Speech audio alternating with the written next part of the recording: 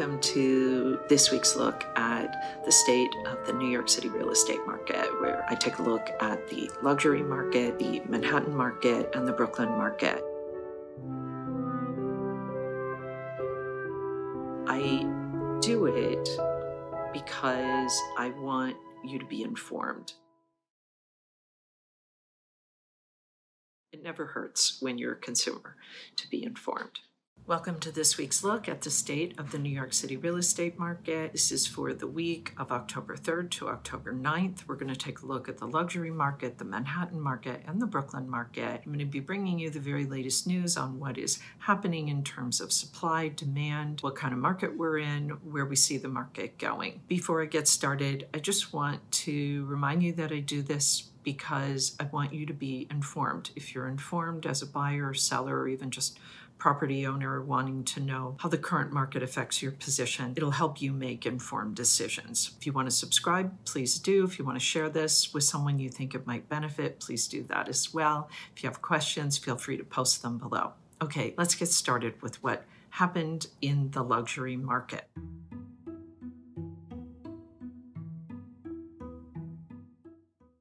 There were 12 contracts signed. That is the third week in a row that we have seen a decline in the luxury market signed contracts. As a reminder, the luxury market in Manhattan is defined at properties that are priced at $4 million and above. So there were 12 contracts signed. There were 5 condos, there were 5 co-ops, and there were 2 townhouses in the mix. Likely the midweek Jewish holiday played a role in the fewer contracts, along with a kind of chaotic stock market, as well as the rising mortgage interest rates. So let's keep an eye on this, see what happened. But for right now, we're going to go to the number 1 and number 2 contracts. We're going to start with the number 1 contract. It was Penthouse 80 at 25 Columbus Circle. It was asking $49 million. It was reduced from $75 million when it was listed in July of 2019. The Wall Street Journal reported that the unit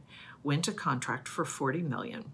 It has almost 8,300 square feet of living space, including 5 bedrooms, 6.5 bathrooms, and it has spectacular views of Central Park and the Hudson River. The 42-foot living room is flanked by 2 fireplaces. The condo is being sold by Miami Dolphins owner Steve Ross, who is also the chairman and the founder of related companies. And they actually developed the Time Warner Center, which is the building that this is in. It was completed in 2003. The amenities include a 24-hour doorman, concierge services, valet parking, garage, landscape terrace with river views, a playroom, a state-of-the-art fitness center, private screening room, pet terrace, and use of the Mandarin Oriental Hotel Spa, swimming pool, and other services. Ross is moving to Related's new building at 35 Hudson Yards. The number 2 contract was the 10th floor of 1228 Madison Avenue. It was asking $11.75 million. It has 3,841 square feet. It includes 4 bedrooms, 5.5 bathrooms, plus a 184-foot terrace off the library. 1228 Madison Avenue is a new co-op building designed by architect Robert A.M. Stern with 15 units on 18 floors. It is a co-op with condo rules, and it has a 150-year land lease. Sources report that the 10th floor and the 7th floor, which was the number 3 contract of the week, were sold to investors in the project. Amenities at 1228 Madison include a doorman, a fitness center, storage, and bike rooms. Let's take a look at the stats for the luxury market for last week. The total weekly asking price sales volume was $117,719,000. The average asking price, $9,809,917. The median asking price, $6,075,000. The average discount from original ask to last asking price is 20%. Now, that is a very high discount, likely an aberration. We're not used to seeing discounts like that. But if you think about it, the number 1 contract was probably responsible for a good portion of that. Don't forget that listed at $75 million originally and was reduced to 49 million. So, but wow, that is shocking. We're not used to seeing those kind of discounts. Let's see what happens going forward. Average days on the market, 907. Again, I think that number one contract really skewed these numbers this week. Okay, that is it for the luxury market. Now let's take a look at what is going on in Manhattan.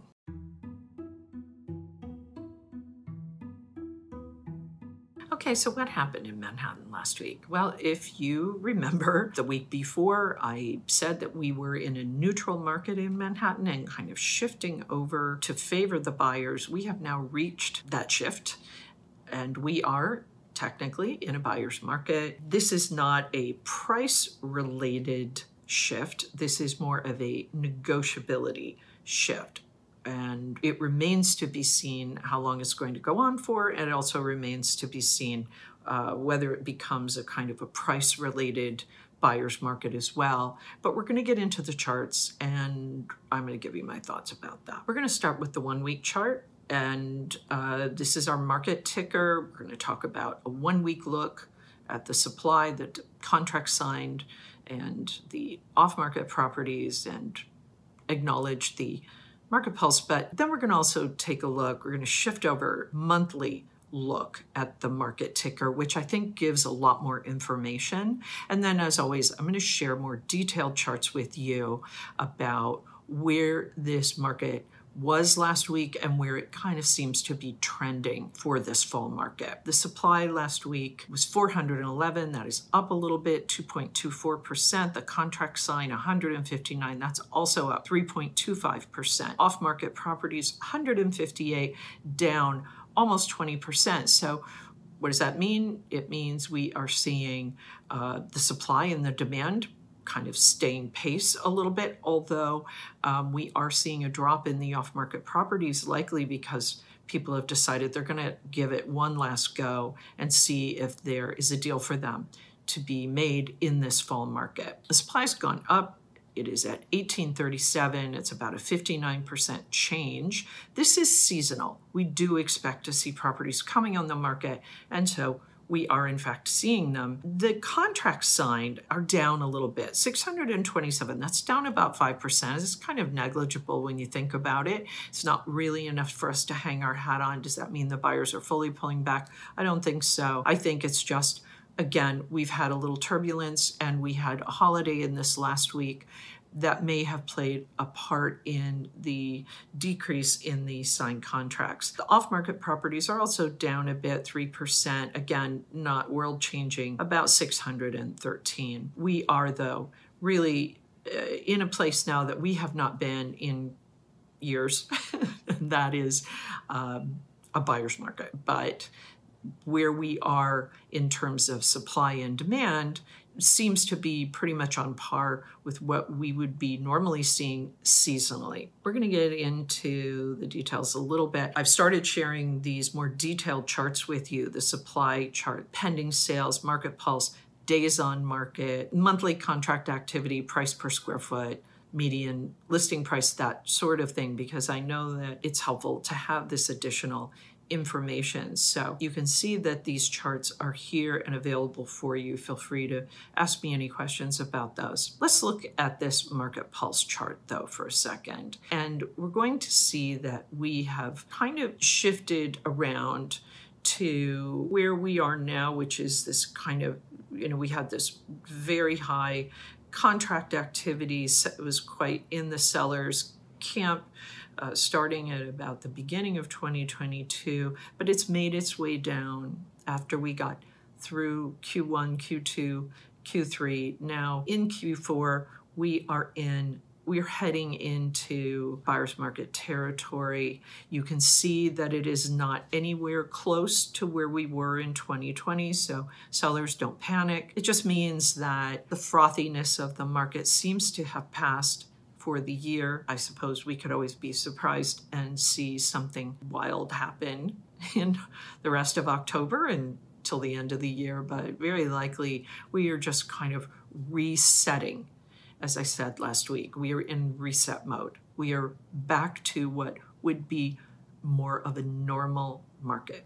it just feels very, very slowed down because of what we've been used to over the last year. We're going to take a look now at the supply, and you can see that the supply is up a bit, about 32% year to date. It rose about 14% from the last month, and it's up about 2.3% from last year. So again, we're kind of on track, historically speaking. This is about where we would expect to see the inventory this time of year.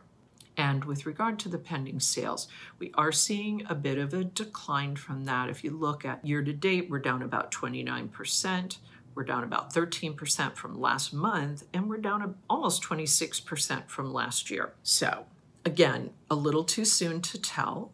We don't have all of our numbers yet, but right now, for the most part, the inventory, meaning the supply and the demand, are kind of staying they're pretty balanced. However, we have seen a bit of a pullback on the part of the buyers, so that is definitely telling us that we are moving more into a buyer's market. Let's see what happens. Buyers, this is your moment. Don't expect it to last forever. If you want to make your move, make your move. And if you need to buy something, there is likely going to be a lot more negotiability here for you. So take advantage of this market. Sellers, you have until probably mid-November, maybe a little sooner, of a good market, of a strong fall market with focused buyers. So don't miss it. If you want to get your deal done before the end of the year, you should be making a price adjustment now if you are not getting the traffic and the offers that you want and need to sell your property. That is it for Manhattan. Let's take a look at what's going on in Brooklyn.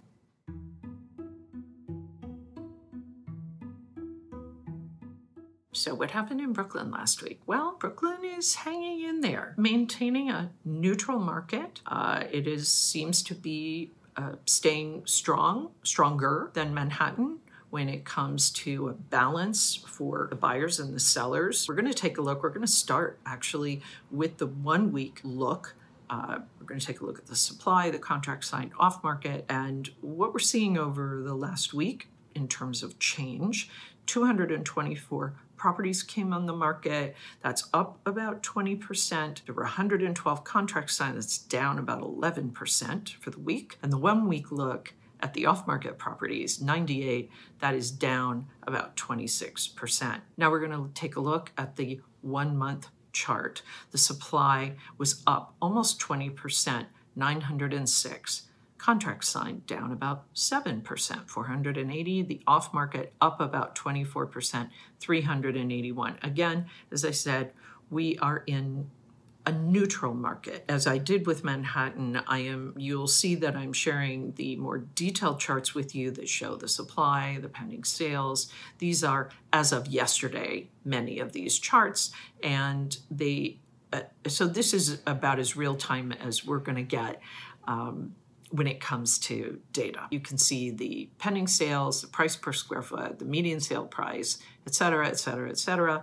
If this information is helpful to you, please use it. Let me know if you have any questions. You can post them below. The Brooklyn supply is 3,426. That is up about 6% year to date. It is up about almost 5% from last month, and it is down about 20% from last year. This is likely contributing to why the market is kind of hanging in there for Brooklyn sellers and keeping this in a neutral market. The pending sales, 2,108, down almost 22% year to date, down 10.5% from last month, and down almost 22% from last year. But if you look at the pending sales and the supply, those are balancing each other out. So we're staying in this kind of neutral market zone. So if we take a look at the market pulse chart, we're down in Brooklyn about 26% year to date, down almost 14% from last month, and down not a lot,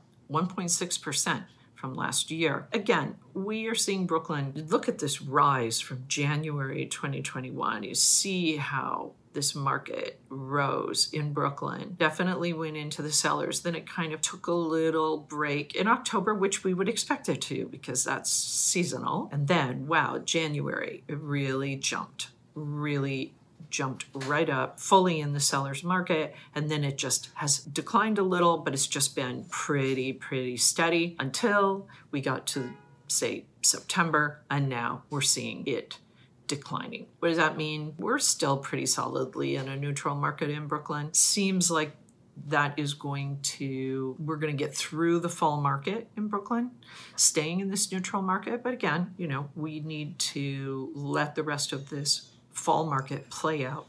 Next few weeks will tell the tale. Okay, that is it for Brooklyn, and that is it for this week's look at the state of the New York City real estate market. I will be back next week with more of the latest news about what is happening here in the real estate market, in the luxury market, the Manhattan market, and the Brooklyn market. As always, feel free to post your questions below. Feel free to share this report. Please subscribe if you find this information is helpful to you. In the meantime, take care.